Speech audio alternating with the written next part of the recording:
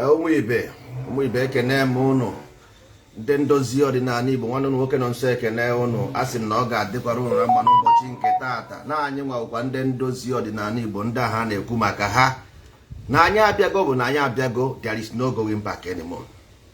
We have come to return no more. Isiokwu anyị taata ga-abụ dịka anyị si wee tinye maka ndị na-asị na Igbo do Igbo this Igbo that Igbo this Igbo that. Okay, ihe m chọrọ iwetara unu n'ozi ọma taata ga-abụ ihe na-eme n'ala Igbo. Ihe na-eme n'ala Igbo, geenụ ntị ọfụma ahụ, geenụ ntị ọfụma ka unu fụ ihe na-eme n'ala Igbo. Maka na nna agwa unu anyị ga-ebidogodi the majority of Igbo people, the majority, because before they will say they will start killing their own brothers for nothing. The majority of Igbo people have proven and given this movement all their trust. They have given this.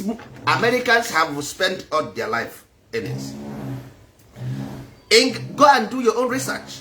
I'm telling you as evidence to witness. I am a witness. You gotta go. Okay, Ibia Nanya, go to Australia, all their innings. Go to America, all their innings. Go to Europe, all their innings. What is the result? You gotta go. Because sometimes, you know, if they say it or insult to Igbo people or this and that, as if now Igbo people has never ever give them support. Igbo people lost almost 3 million, 67. Here are facts and figures. Okay, now today, go to Igbo land. Every of their demand, Igbo have complete. Every of their demand, Igbo complete it. But when Igbo demand for them accountability, no accountability, no transparency. But they want Igbo people to follow them. So where are they? Go and check, because here now we will facts, because ndozi ordinary. Ihe anyị na-eme facts and figures. Anyị anaghị eme this that. Ihe ọbụla anyị na-ekwu bụ for life. If you check it, it still give you the same result. Okay, na anya today. Ndị Igbo tụọrọ gị inu sị gị anaghị edunye onye ori oshi n'abalị. You can never send a criminal something, a message at night. No, you can't. You can't send a criminal message at night. No way. Ndị Igbo si kiringwo anaghị ejere abalị ozi. Kiringwo anaghị ejere abalị ozi. Ndị Igbo si gị ọ na-abara gara esigbo ogologo. Ndị Igbo si gị ọchọ okwu anaghị achọ onye karịrị ya. This is where Igbos get problem. Or about you promise Igbo Biafra or not. No. It's about the concept. Okay, now in a hitman. What about onwezie ndị ahụ na-akpọ ndị iro kpuchie isi bịa na-agbagbu your own people so na ọ bụ ndị unknown government? How do you prove them? How do you identify them? How you just go and open a lion cage si apụta? What about if ndị Nigeria, ndị amị ha ji egbe, ndị polisi ji egbe, ndị navy ji egbe? What about of na cover ihu bịa gbagbusie your children na street n'ọnụ unknown government? Kedu ihe ị ga-eme? How do you know? How can you differentiate? Because how do you differentiate ndị unknown and the unknown? How? You just create chaos for yourself. Okay, now ngwa unu na leadership of that movement. Oh no, but none of them know who is the leader. None of them. If you like, none of them know who is leading the movement. None of them. None of them. Because now, Tata, Ekwo, sit at home. Tomorrow, they go no sit at home.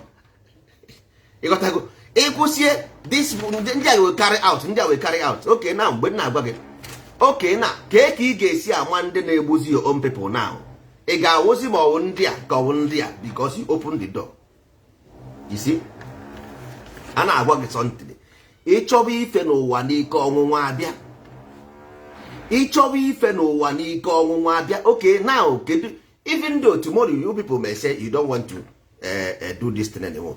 This thing continues because ịmara onye na-eme. Ịmara onye na-eme. This thing emere na Libya. Go to Libya, ị ga-afụ ihe na Libya.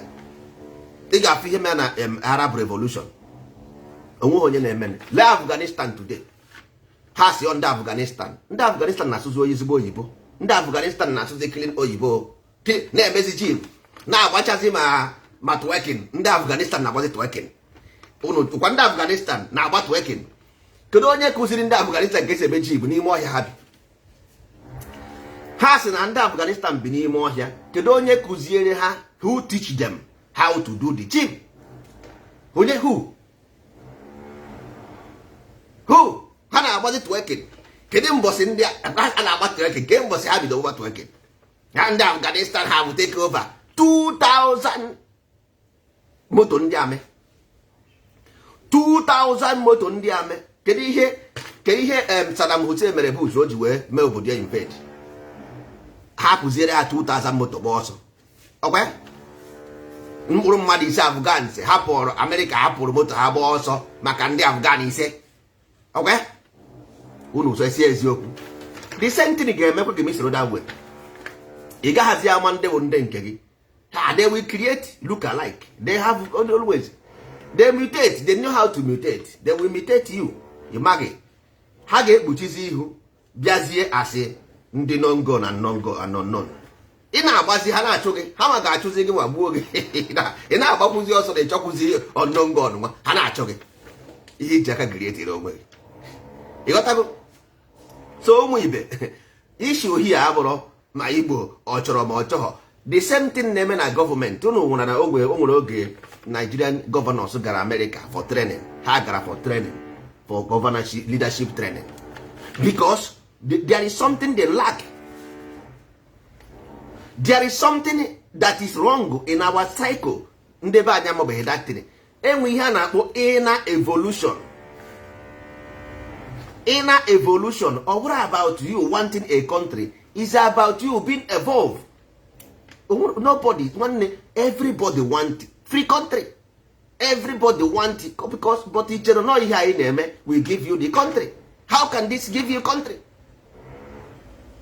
If 3.5 million you lost does not give you country, sitting at home will give you country. If 3.5 million does not give you country, can sitting at home give you country? That is not the case. It's a question to ask. You have to, if you want country, you must do the best. Number one, you must have empathy. Number two, you must have sympathy. Number three, you must have proactive. You must be proactive. If you want country, there are prices you have to pay. Not this thing. There are things you have to do. Not this. Because I na-ekwu this thing. Ọ dịka nwere something. Look, ndị Igbo have proven it that na they want separate state. They prove thousands of times. They gave their life 67. They gave 2000. They still giving. But the leadership, if you tell them, look, ọrụ nsogbu. Eze onye agwana m ọgọdọ ya na-akpụ n'ala. Eze onye agwana m amaghị na ọgọdọ ya na-akpụ n'ala. The problem abụghị about whether we want to stay here or want to live. Our people, even the most scientists on this earth, want to exit the place. But that is not the way to exit. That is not the way to exit. That is the case. You cannot bring the problem to yourself. Only if you go this way na covering face. If the enemy, because how were more arms and ammunition than you, what about if them begin to cover face and shoot you? How do you know? The ones of your people and the ones of the enemy. How do you differentiate?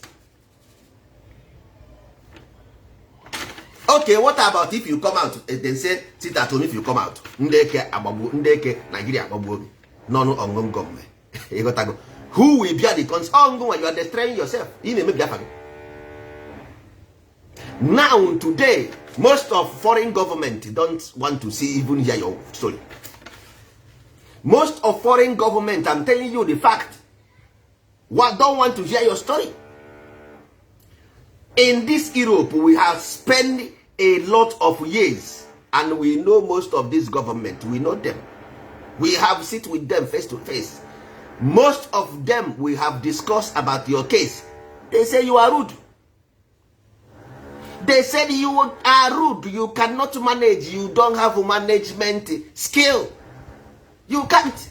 That is your problem. If then each other, if you want something, you must be sympathy. You must have empathy. If you want something, you must be. Ndị Igbo si nwee efi na-eru nata na were gọba nne ya ara. Nwee efi na-eru a na-aṅụ nne ya ara. This way you are going will not work. It will not work. Ochookwu anaghị achọ onye karịrị ya. Ochookwu anaghị achọ onye karịrị ya. You need mind evolution. You need mind evolution, inner evolution.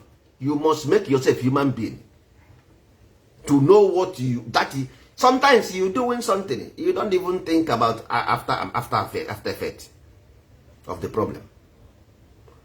The after effect of the problem. That is the case. Somebody cannot do something without knowing the aftermath. We have Igbo as identity. We cannot even define what is Igbo. Now we want to go to another level. Again, if you ask them, what is this all about? Nobody will give you account, but you want us there. If we go there, we start second, even worse than Nigeria. We want to leave Nigeria to go to a better place. We don't want to leave Nigeria to go to a worse place. This thing very difficult to understand. We want to move from Nigeria to a better place, not from fryer to frying pan. If you want to exit Nigeria, then you in for something higher, something bigger, something better. Common sense. Common sense. You cannot leave Nigeria to go to worst. Then you stay there. Ndị Igbo si kama mmadụ ga-erichie nni dachi ụzọ ka o buru ọnụ. And this thing will give you problem in this your aspirations. Yes. If you don't solve this problem, this all your dreams and aspirations will be a fleeting illusion. If you don't solve these problems, your dreams and aspirations will be a fleeting illusion to be attained, but never ever. You never ask yourself, we have studied from 67, 54, 45 till now of today, so that we know where we get it wrong, so that we can make it better. Nobody is happy for Igbo condition in Nigeria. No Igbo person is happy. Only Igbo be the how Igbo land, but the identity, that Igbo identity, me personally, I cannot live with anybody. No, because it's one nation. Now, these people, if after you say multiculturalism, which one is your own culture? Christianity is not your culture. Islam is not your culture. Judaism is not your culture. So what are you talking about? You don't want multiculturalism. Which one is your culture? Which one is your own? That is the question. You don't want multiculturalism. I accept. I agree. That is why I am telling you we need Igbo society, so that we can coexist with everybody. But we must have our own identity. We cannot coexist without having our own identity. No.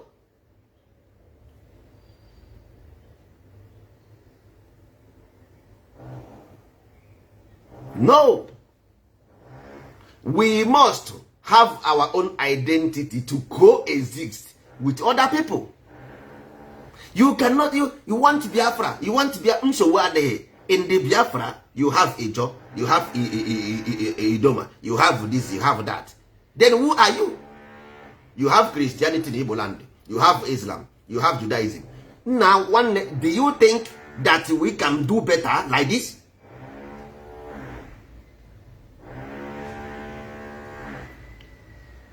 I wrote it there. The topic is, the question is, the issue here is not about Biafra or not Biafra, or whether Igbo want Biafra or Igbo don't want Biafra. The question have proven it, have shown it, that Igbos want a separate state from Nigeria. Every evidence prove it.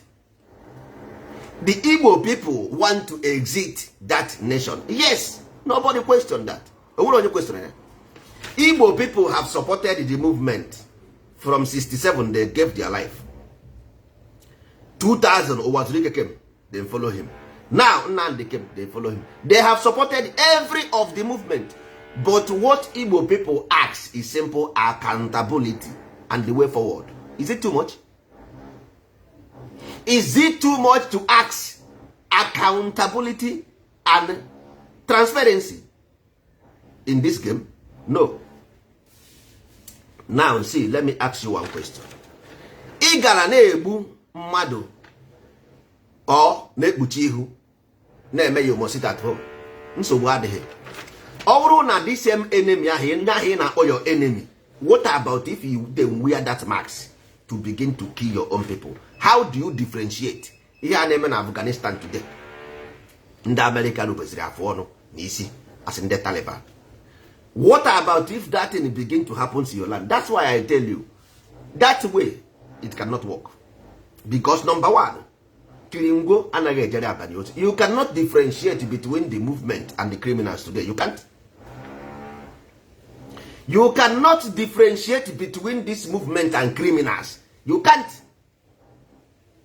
You have destroyed what you have built. All your sufferings, you have destroyed it.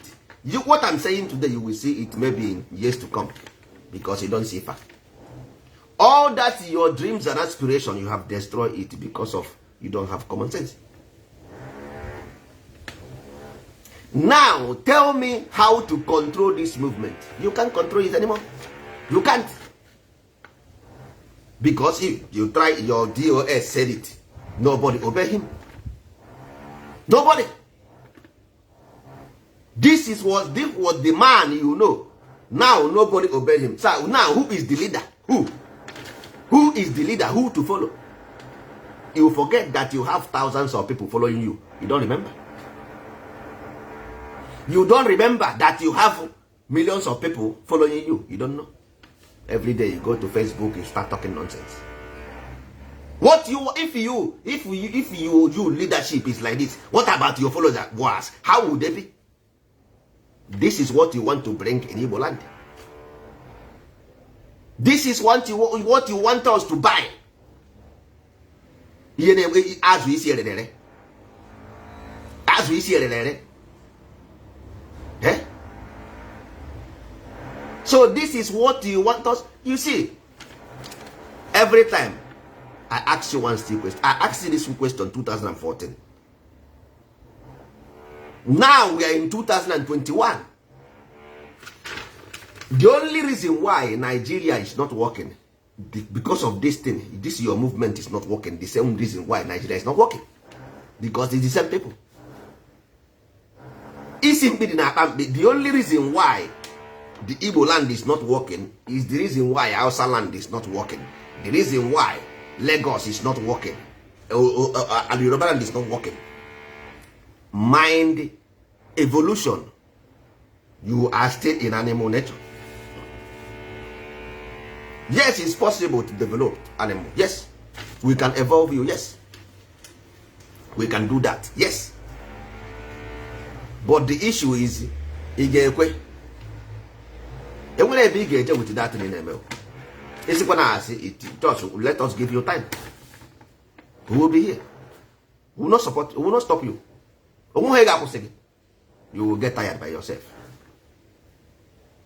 Ọ dị ka nkịta ịtụrụ ya bọọlụ, ọ chụrụ bọọlụ ahụ ọsọ ọbụta dị bọọlụ wechi ya azụ, ịtụpụkwa ya, nkịta ha ga-agbagide ọsọ ike agwụ ya. nkịta ahụ ga-agbagide ọsọ ike agwụ ya, ịtụpụkwara ya the ball ọgbakwa ọsọ weta the ball back, ịtụpụkwara ya the ball ọgbakwa ọsọ weta the ball back, ị ga-atụgidere the ball ahụ ike agwụ ya ozuo ike. Anaghị ejide nkịta ọgbụsị ya jide ya taa. If you do any movement like this, ọ baa n'aka ndị criminals, ọ baa n'aka ndị ori. Any movement you do this way must go in the hands of criminals, period. And if you go there, we came close. How do you sell this thing to foreign government? How? What are you going to tell them that you are? Do you know that the investment you are trying to destroy is their investment? Do you know that? So can't you just reach agreement with them and coexist with them? Must you destroy their businesses to have your freedom? Must you? Must you destroy British investment or American investment with freedom? Must you? It's not must. So you must, for you to succeed, you must prove your leadership skills, able to maintain the market, because it's all about business. It's all about, because each other here, this is your movement now, just like I hear Bosa. It's just like a business. You gotta go. How do you prove to the consumers that this business is secured and good? You gotta go and hail it for consumption. This is Biafra now. How do you sell it to the world that is good for consumption? That if we come into the United Nations, we build a great nation. How do you see Israel? Israel always prove to the world that they are capable. Then prove it by science. Then go to the UN. Then debate their case. Then say we have science and technology. We can develop Middle East. We can make this. We can make that. Why don't you come and defend yourself like this in your medias, in your approach, in your movement, everything, that show the world that we are capable of making Africa a great nation. We are capable of defending and all the whole multinational, multi-corporations in Africa. We will secure them. We will protect their interests. Why don't you say your idea like this? Why? Why? Because this one,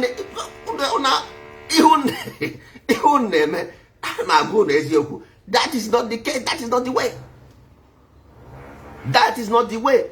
You must, because that's why you leave this your movement in the hands of independent. That is how people are destroyed, just because you may have an aspiration. Somebody may have business idea, but problem is, how do you accomplish this business idea? That is how you have to consult or contact a consultant to help you design a program, how to succeed or make this business success. You might be a businessman, but you need a marketer with marketing strategy to market this business for you. You might be a businessman, but you need a distributor who have a distributing skill. You gotta go. You might be a real estate developer, but you need an architect. You might be a company owner, but you need an engineering. You gotta go. So you cannot just because you want country or you have an aspiration or imagination to have a new country, you just begin to do whatever you like, and all of a sudden in exchange you will have freedom. That is not. Everybody will come. This one will come, say sit at home. Biafra will come. This one will come. You will say go and do protest. Biafra will come. This one will say which one are we going to do for it to come? Which one? What are we going to do with it will come? This one. Before then tell us call CNN. After you call CNN, Biafra will come. This one will say call BBC. After we call BBC, Biafra will come. You see, that is not the case. The case is, let me give you idea. Better one. Number one, we must reach an agreement with all those multi-corporations, multinationals. All the whole people talking. Nobody should go to media and speak in the name of your group. Nobody. Unless them bring a defined and clear statement how to protect multi-corporations, multinational, how to bring better idea in Africa and make Africa secure. You have a spokesperson who speak. Not everybody will come and say, hey, Uchemefo do this. Hey, say is do this. Hey, onye ọbụla si onye nke a si na Saudi Arabia kwuo taa, onye nke a si na Kuwait kwuo echi, onye nke a si na German kwuo nwanne echi, onye nke a si na America kwuo nwanne na nwanne. Can you imagine? So you cannot convince me that you will give me anything positive by doing this. You can't. And if you want to do it by force, then you help the same enemy you are calling the enemy to kill you, and you will be the first victim, because they will come and join you as a friend, and in the night they will bury you when you are sleeping. They will smoke with you, drink with you. You can the secret is the secret na ịchọkwa oje nwe iyi ọnwụ karịa gị n'iyi, because they know the secret of the iyi. Ọ ga-ebukwa ụzọ nwa dị iyi ịlahụ ụra n'abalị ogbuo gị ugbu a nye gị. Nwere ike ndị otu ga na-asị amaghị ebe o soro unu na-aga ebe ọ bụla na-aga maracha adịghị ebe kampụ ụnụ dị ebe niile unu maghị. You got to go because you open the way. You mara ihe a na-akọ. You got to you open the way. Unu gasị ebe ahụ ndị osoro unu gasị ebe ahụ niile jizie nwayọ nwayọ ewebe na-anya ụnụ anya. Ọ macha mgbe ọ ga-eji ejide ụnụ na-abịa na-anyụzi ụnụ anya one by one. O doo anya na ebe ahụ ị na-eji ụzọ adịrị ya. You got to go ụzọ adịrị ya. Ebe ọ bụla ị fụrụ a na-agba egbe n'Africa, there is only one thing. Go and check. Enwere mineral resources ebe ahụ. Ebe ọ bụla ị fụrụ a na-agba egbe gbakarịa ya 1J, gbakarịa ya 1J. Every single telephone iji nwere GPS, every single one. Not to buy maka ndị nwere phone, ndị nwere camera. No.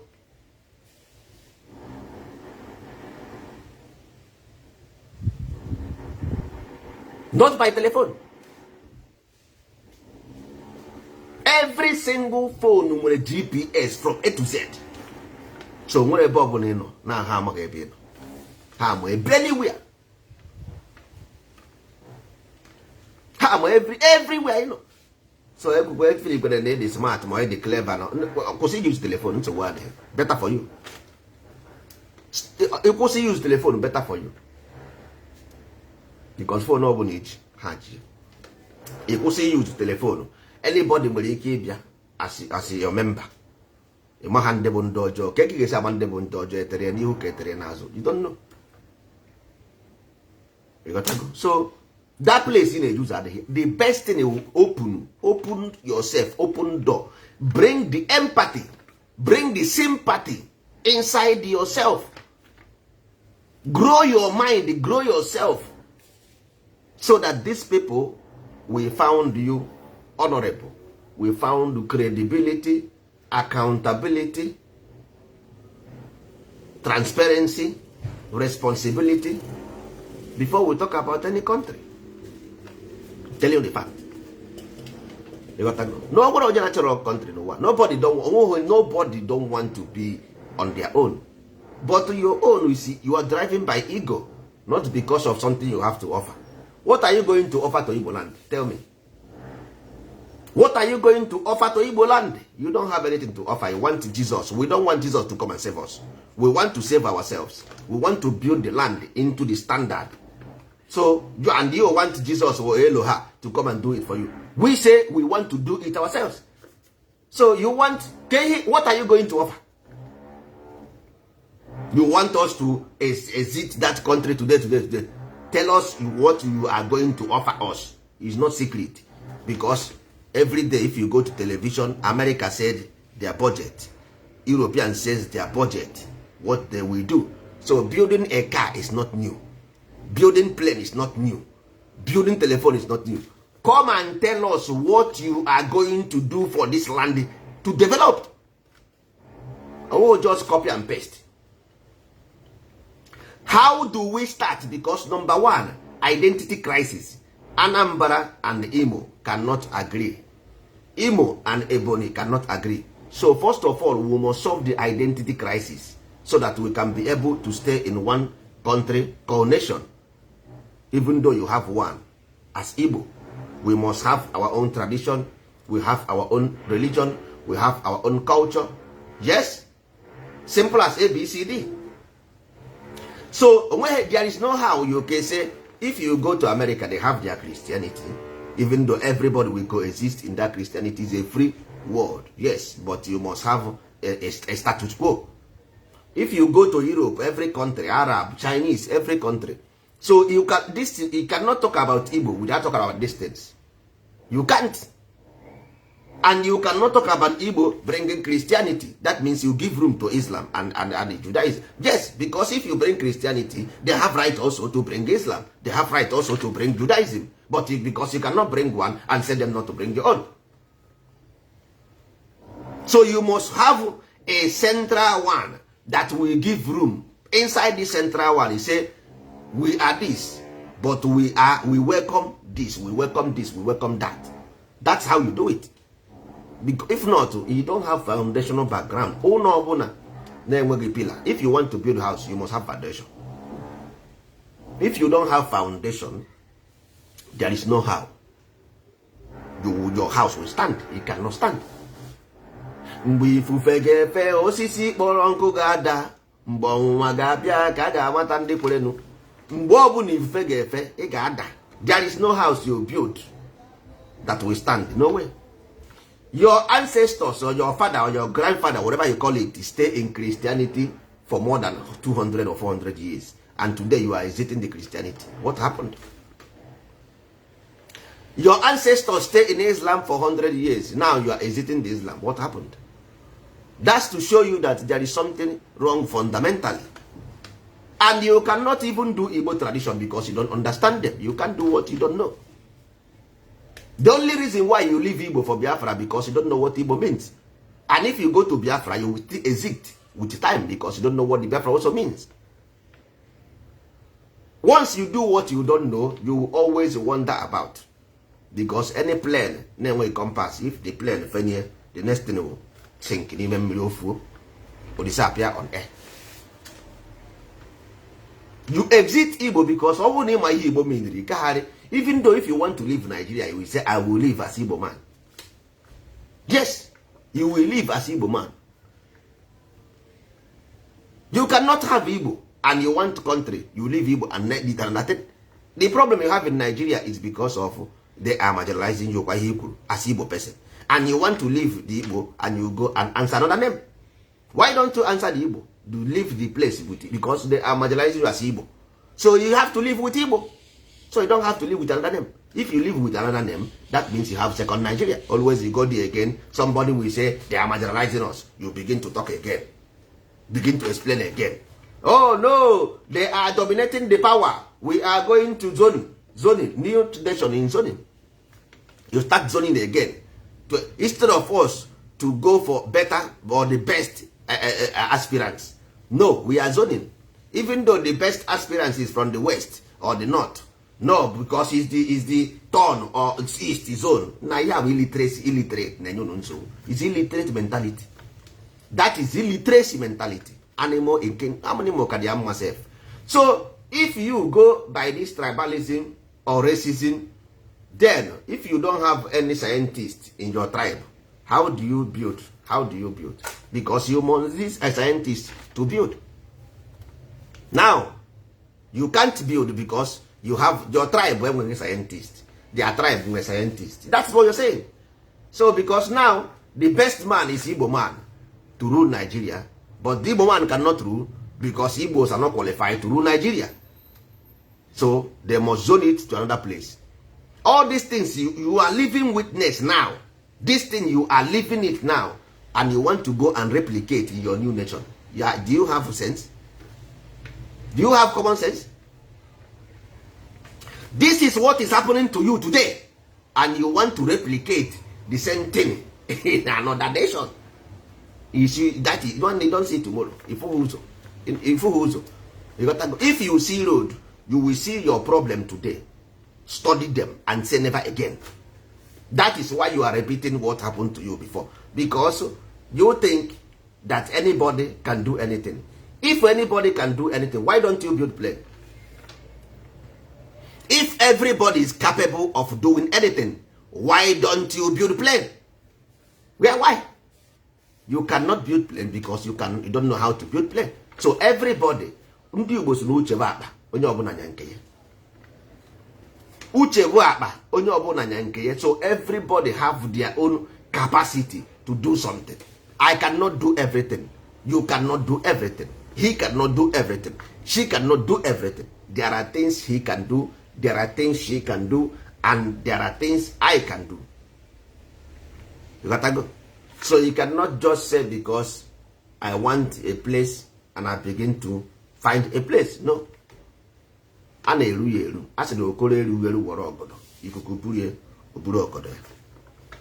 If Igbo want to exit Nigeria, yes. Number one, identity crisis must be solved. Number two, tradition problem must be solved. Number three, religious problem must be solved. Number four, culture problem must be solved. Then before we talk about country. If not, don't dare. Don't dare go there. Don't try to go there. Anybody can come, even though tomorrow somebody will come from Benin and begin to insult Igbo people in the name because he want freedom. He don't have sense.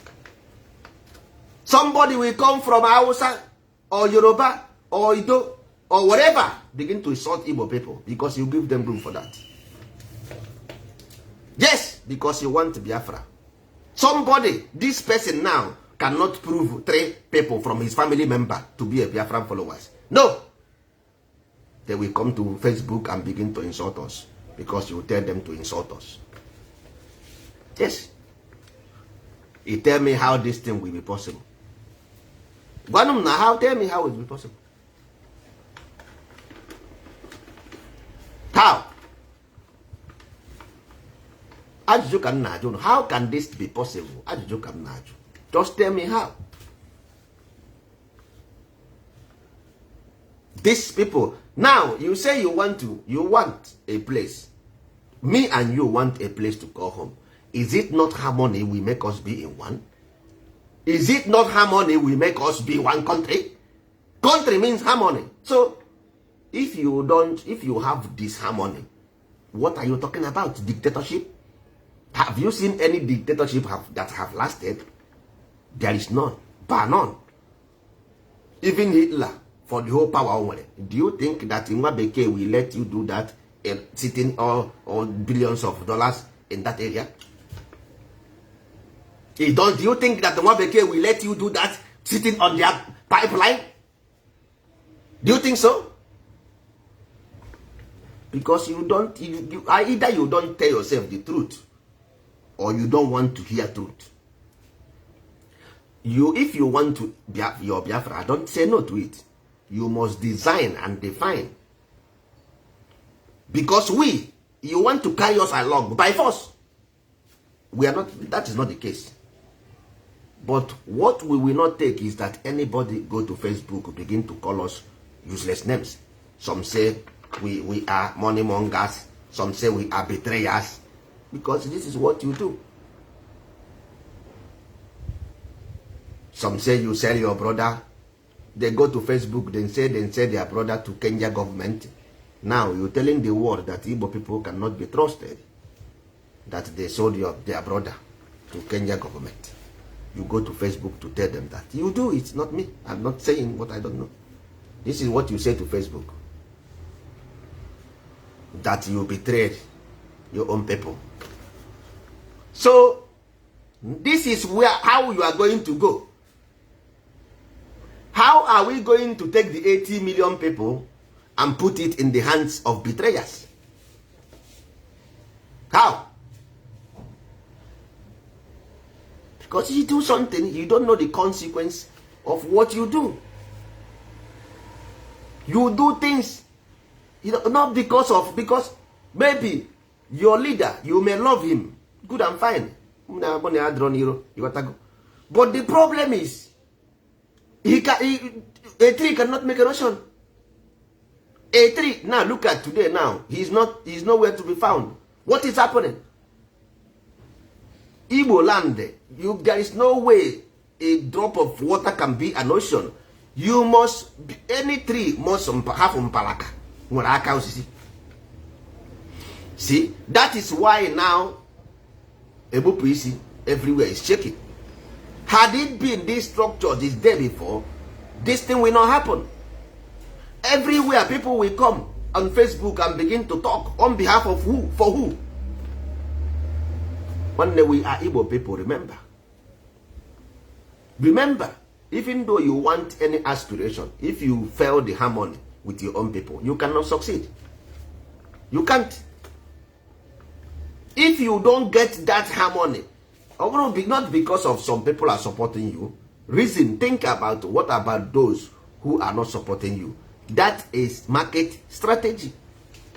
In market, you don't talk about your customers, you talk about customers who are not yet your customer.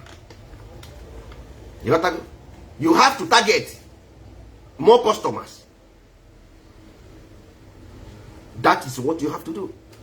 Other Igbo people who are not supporting you, why are they not supporting you? Not the one who support you, just carry them going. Think about why all those who are not supporting you, because they will be the setback tomorrow. It's not easy. What you are going to face is not it. I am speaking about it because it affects me, not because of I support it. It affects me.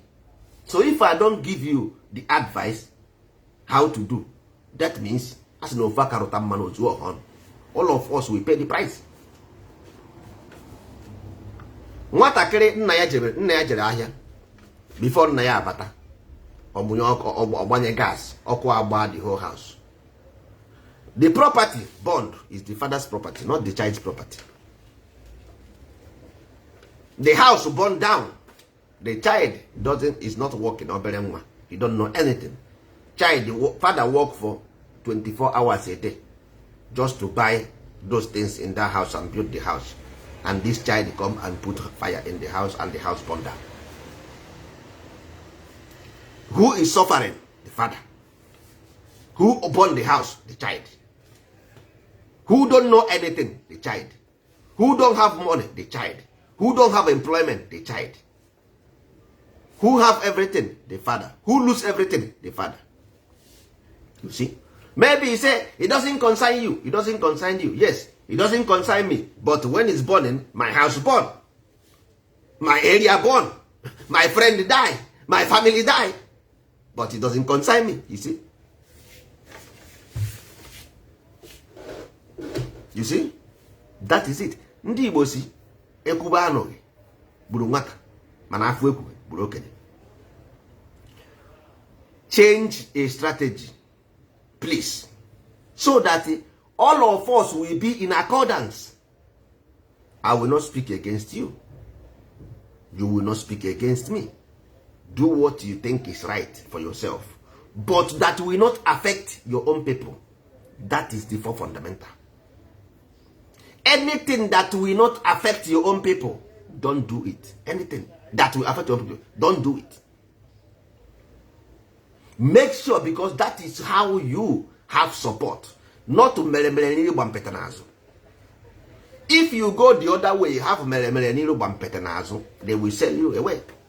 When the time comes, they will sell you because they don't like you. Because they follow you because by oppression, not by love. So when the time comes, they will give you away to the enemy. So that kind of leadership, I don't know, you have weak point. You understand? So the best thing for us as Igbo is that if you want to go this way, yes. But all those people speaking from corners, they are bringing bad record for us. Yes. I don't know how they will come to Facebook saying how they sell their own leader. The other one selling how DOS do this. All of them boils down to Igbo personality. All of them boils down to Igbo credibility. Yes. Because when they say, they never call them Biafrans, they call them Igbo. When problem comes, they call them Igbo. When they are enjoying, they are Biafrans. When they have problems, they are Igbo people, you leave your brothers. But when you are making problem, you are Biafrans. When you have a problem, you are Igbo. Why don't you listen to Igbo? Now, Igbo is telling you what will be good for you. Yes, we want you to succeed Of course, yes. But you must do this, do this, do this. Then, if it's Igbo something, you identify. If it's not Igbo something, we are doing Igbo something. So I don't know what you are doing. If it's not for Igbo people, then good and fine. But why always sit at home in only Igbo land? Why don't you have sit at home in Ijaw land, in Ibini land, in Ogoni land, all those places? Why? Why must Igbo pay the highest price? Igbo paid the price for 67. We lost 3 point something million. Was the weekend period Igbo paid the price? Why now the Igbo still paying the price? Why? If we say make it Igbo agenda, so that all of us we know that is Igbo agenda, then we take it by that. Make it Igbo agenda, or you count us out. Every time we pay the, who are contributing money for the Biafra movement? Igbo. Who are paying the price? Sit at home, Igbo. Who are they killing every day? Igbo. Now, who are the Biafrans? Ijaw, Idoma, Egoni, Ibini, blah, blah, blah. You see? If I tell you you are not smart, they should be the victim, not you. If you are clever and smart, they are the one supposed to be the victim, not you. Because you are not clever, you are not smart. You see, you are the victim. Money victim, life's victim, every kind of victim you are. And the one they want to share position in Nigeria, they will say Igbo people are rude. Not to Biafrans are rude anymore. Because if you say Biafra are rude, they will count Ijaw, they will count Edo, they will count all this. They will not count them. When they want to pay you for your sins, they will pay only Igbo for their sins. Now they say Igbo will not be president because Igbo want to destroy Nigeria. What about other regions who are following this Biafra? Are they not Biafrans? Why are they not going to punish the same way they punish the Igbo? Because you don't have sense. I told you. You make it Igbo agenda, then you remove that and put Igbo. So that you know that it's Igbo problem. So it's your problem, you take the bull by the horn.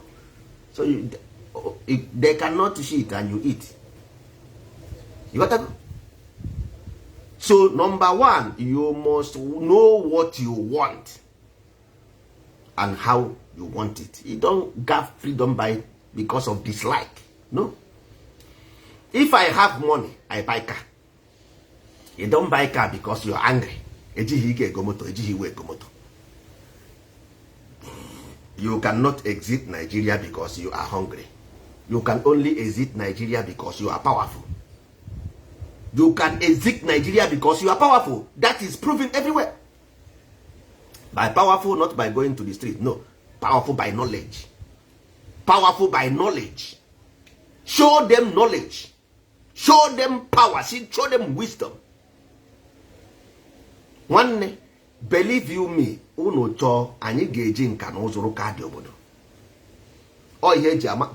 Power of a people is based on their GDP, gross profit. Ịmakwa na ụmụ anụ na ana Igbo, if we employ these people, I give you 5 years. Lagos people will be forced to locate in Igbo land because of production. They will be forced to locate to Igbo land because of production. Not there. Before in the main market Onitsha, people come from Cotonou, come from Ghana, come from Burkina Faso to main market to buy something. Before. So it's a market strategy. As in ebugari onodo. Before capital city was in Calabar, ebugari to Lagos. From Lagos, ebugari to Abuja, and people still following it. When they went to Abuja, remember IBB located Abuja. When they went to Abuja, it was a push. But today, go to Abuja. This is where it's happening. When they make up Lekki, Lekki was a swamp. Today, go to Lekki. Even though they have Lekki phase 10, 20, they will have phase 20 to Lekki later. Lekki phase 1, Lekki phase 2, Lekki phase 3. Even they're going to Aja, very soon they will go to Ondo State, where they are going to Lekki. They don't know that they are in Ondo State, saying they are in Lagos. You got to go. That is a business strategy. when ndị ọcha, when the Europeans, because ihe nje tinye n'oyibo, because we have mama say Igbo. When Europeans came to Africa, they came as a merchandise. They did not came as colonizers. Europeans never came to Africa as colonizers. They came as merchandise. You got to go. So I don't know who is teaching you. Where do you get your knowledge from? Who is teaching you this thing nonsense you are doing? If you want to do anything, you must first of all position yourself as a merchandise. You must have the merchandise mentality, which is the empathy, because you cannot sell your goods to somebody who hates you. They will not buy from you. Who will buy if you create enemy or the whole your customers? Who will buy your goods? In that your new country, who are you going to deal with? Who are you going to deal with? Who? With who? In that your new nation, who will be your ally? You see? So I'm telling you the fact speak for itself. The only way Igbo people can succeed, we have the capacity. You gotta go to produce. There is no reason why I saw them. Do you know that in the West you don't eat cow with horn, long horn? That horn means impulse. That horn means impulse. It's a tendency. It's the age of the emotion of that cow. Any horn means devil's emotion, devil's incarnate. Go to Western world, you don't see them eat horn. If you want a horn, go and do your own research. They don't eat it. Why? Because of the impulse. That means Igbo doesn't have grudge. It means that we don't have grudge, because people grudge. Oh, tendency of an impulse, tendency of past evil memory. Oh yeah, with that thing. That's why always they see equal to you know going to bump.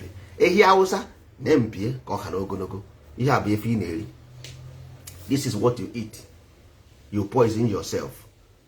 So in agwam na ye nwere ike izu nwe evi anyị na-eri, o anu anyị na-ata, o yabasị anyị na-eri, o tomato anyị na-eri. Are you telling me? Yeah? We can be powerful to demonstrate in London, to demonstrate in Australia, demonstrate in America, demonstrate in Igbo land, stop Igbo land, block Igbo land, but we cannot be powerful to build industries. You don't even need much money to do. You just need idea, this wisdom and knowledge to create industries for our own children. For our own children, create a culture, tradition for our unborn children. What is wrong with that? Why do we choose to die and perish instead of to build and grow? Why do we choose die and perish instead of growth and development? Why? Why do we choose to cry instead of merriment and happiness? Why do we choose to suffer instead of glory and victory? It's as simple as that. The world is ruled by idea and concept, not by gara-gara. The world is ruled by ideas and concept. You must have knowledge of what you're doing and where you're going. You must know who you are as Igbo. Knowledge of self, the first. Then because you must be involved to be evolved. For you to be evolved, you must be involved. For you to grow as Igbo, you must understand what Igbo means, because it's an aspiration. That Igbo will aspire you. Then you know the capacity of your engine. You know your horsepower. Then you know. All those things are mythology. It's a myth. To them, the man is fooling themselves in the name of Igbo. No, that is not the case. That is why you must understand your tradition, so that all these things will not be strange to you. If you don't understand the tradition, people will still go to Christian and Islam where they are looking for faith. Yes. Because the spirit need a direction, just like Omeji Naroro. Spirit need a direction. That is fact. It's just like a plane need a compass. If you don't give them, they will look for one. And once they look for one outside the game closed, they will bring foreign nonsense to you, and your land will be corrupt. You got to go. So the best thing for us is to understand what Igbo means. then inside Igbo every other thing follows. You have to evolve, because all Igbo inside the womb akpa. This is where you will grow. You will grow in the womb. So we have the information to grow you inside the womb, but you must come in the Igbo. You must come to Igbo. We don't grow you out, because outside is like you eat poison, that place. A computer with a program, you cannot put another program inside a program.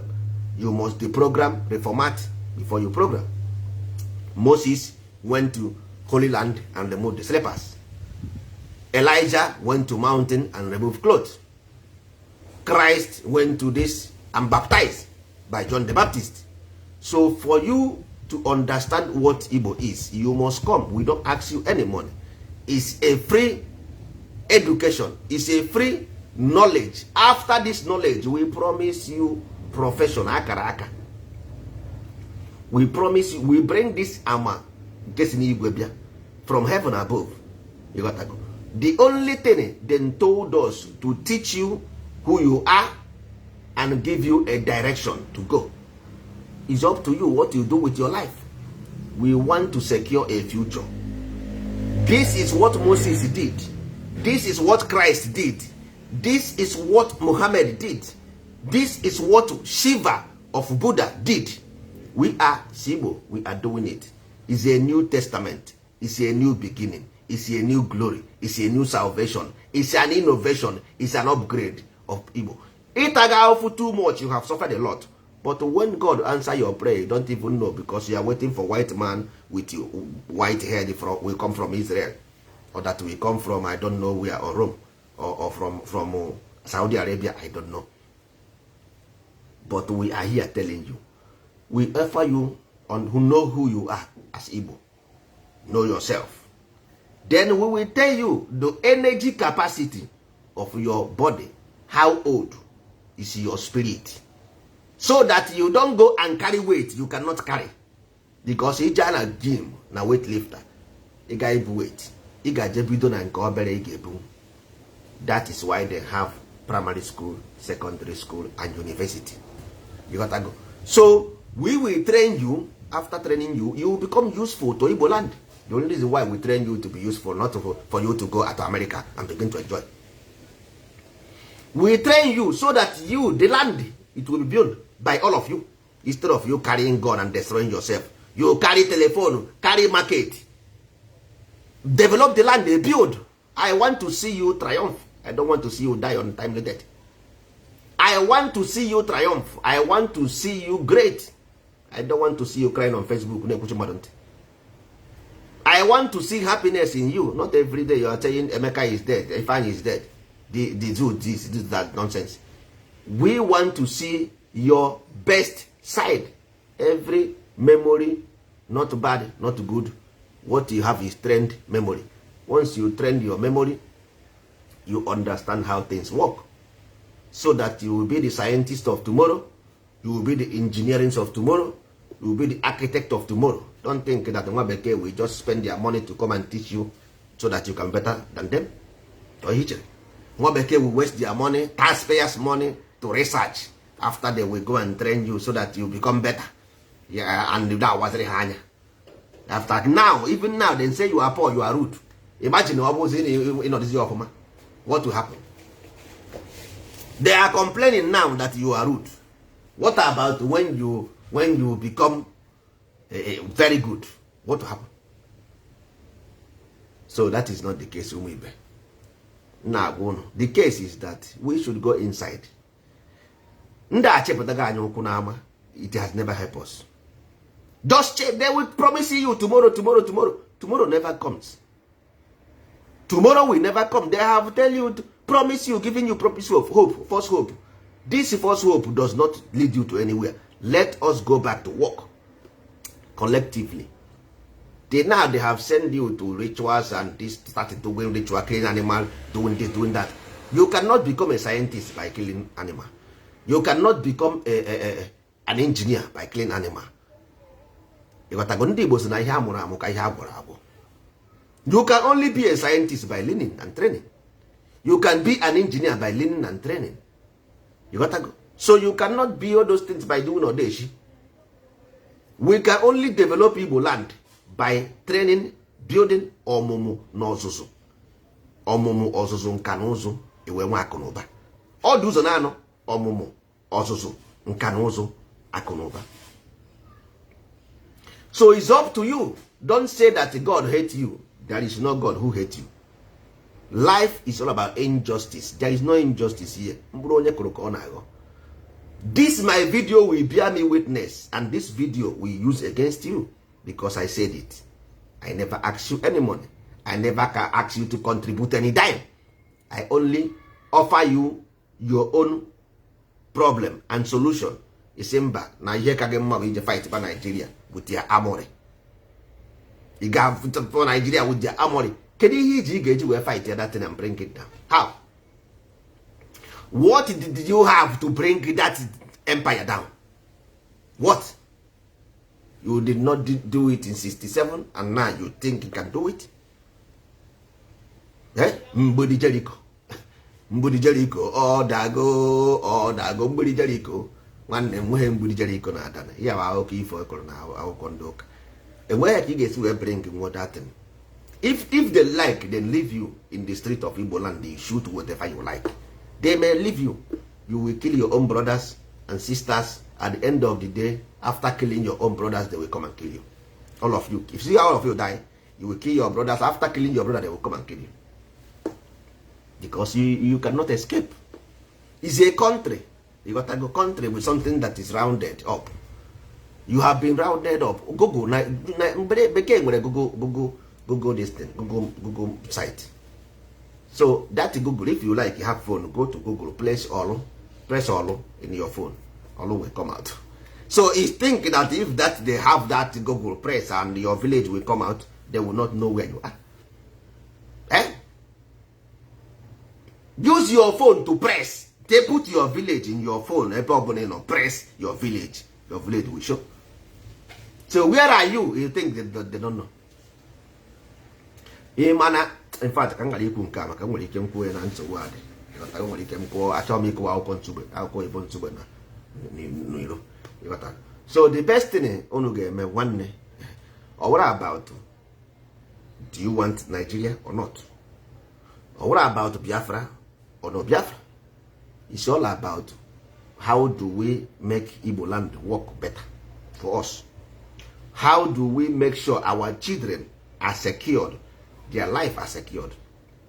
Because now, you know Biafra, but you don't even think about your future children. No plan for them. Because if you don't even have plan for yourself, how can you have plan for your future children? So you never even have time to plan for future. You are busy planning how to attack a giant Nigeria with the British and America and Russia, Europeans on their back. Then how are you going to plan for your future? So it's better we go and work for our future. A better place and a better land. Secure our land. If they like, let them take the presidency.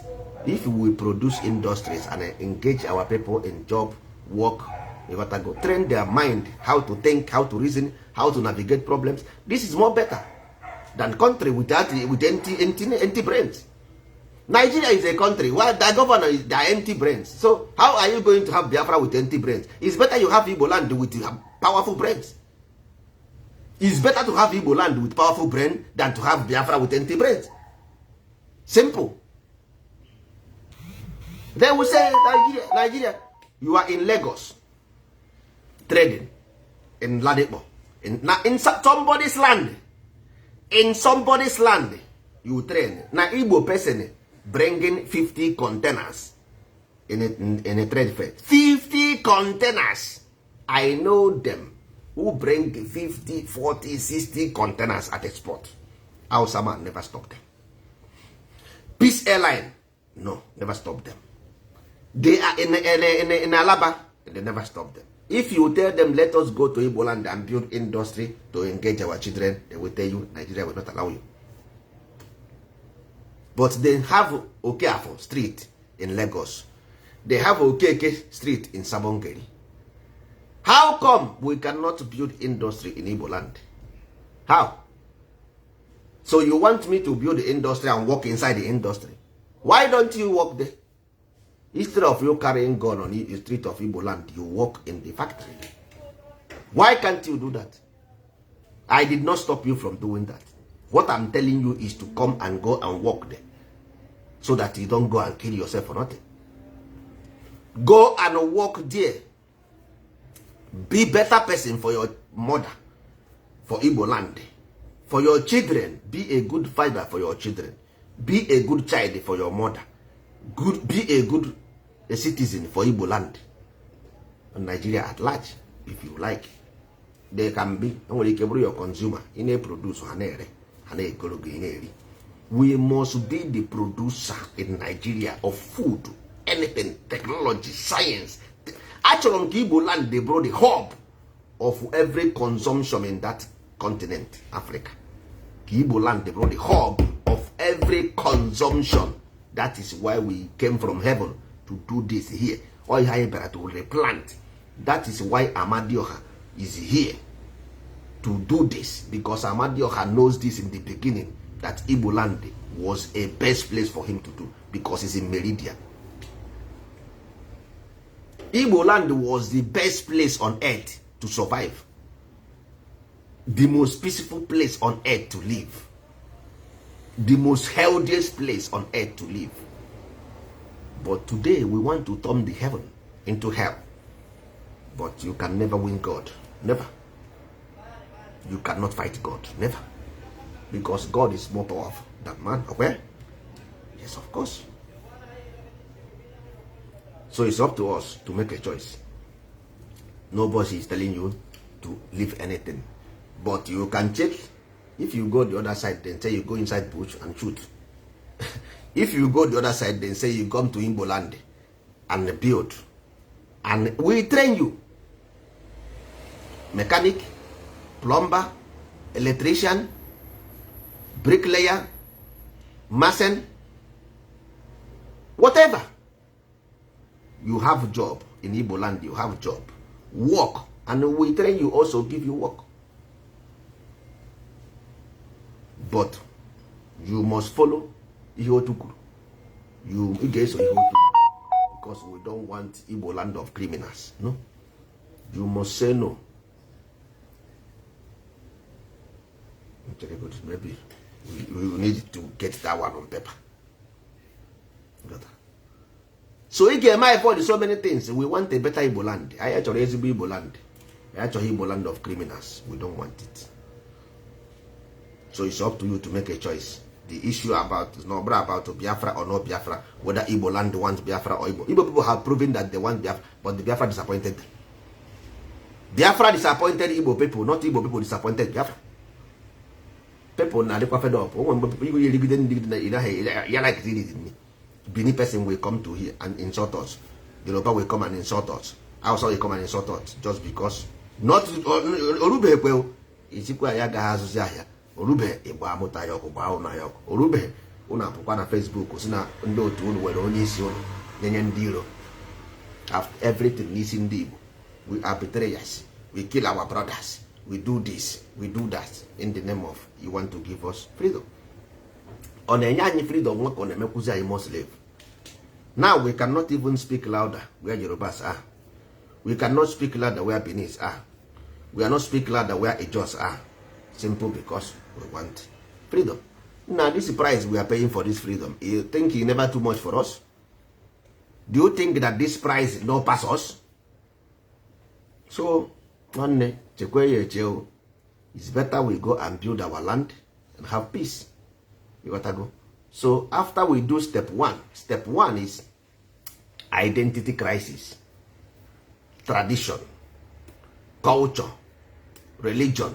After we finish all this one, then all those people who have this knowledge are able industrialized and developed. They want to exit, let them exit, sharp. And they should not add any. Also, we have no frontier, not the Benue frontier. Also, we have Igbo in Benue, let them stay in Benue. They should not come to Igbo land. All those ones say because Igbo is an ideology, not a race. Igbo is idea, not a race. If they are in Benue, let them stay in Benue.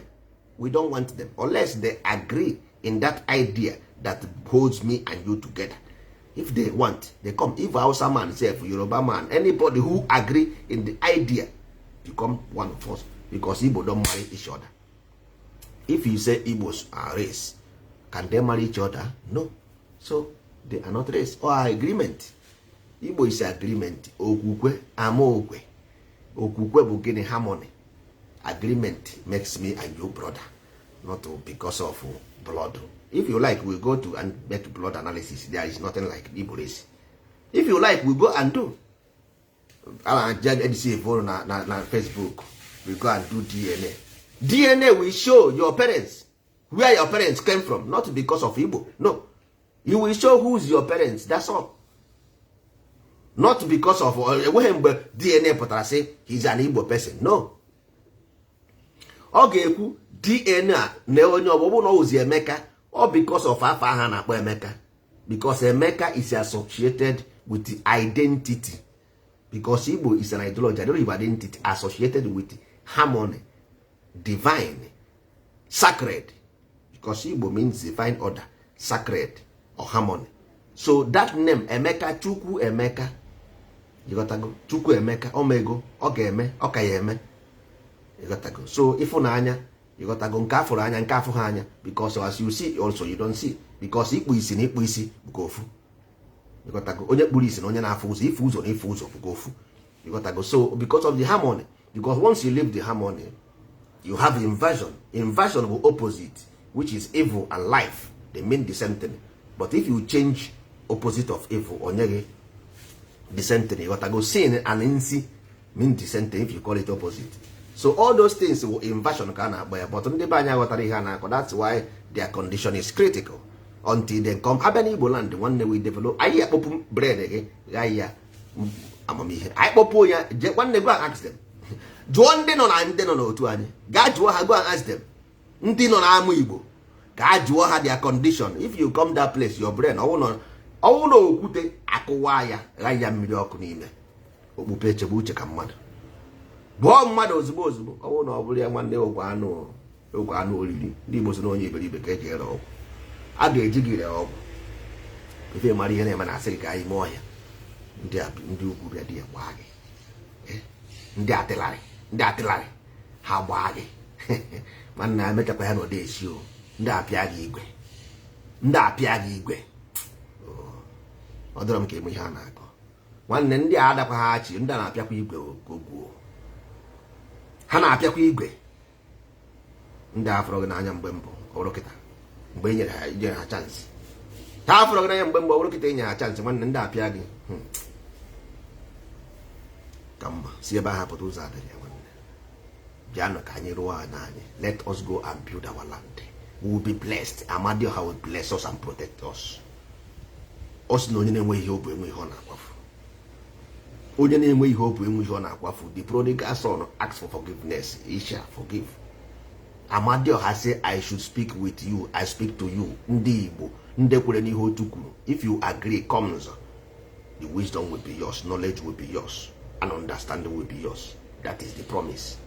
Among kesi Igbo webia, you have it. But if you go opposite, when the destruction, life does not pardon. There is no mercy. There is no mercy. But if you are good, and the goodness and mercy shall follow you all the rest of your life. But if you go contrary against the tide, oh my God. Nwanne, asị na onye ma mmadụ na-akpọ ya enyi m. Nwata na-amaghị aga na-akpọ ya aya. Nwata na-amaghị aga na-akpọ ya aya. What will be following you if you refuse this message? What Sodom and Gomorrah ga-abụ a child's play.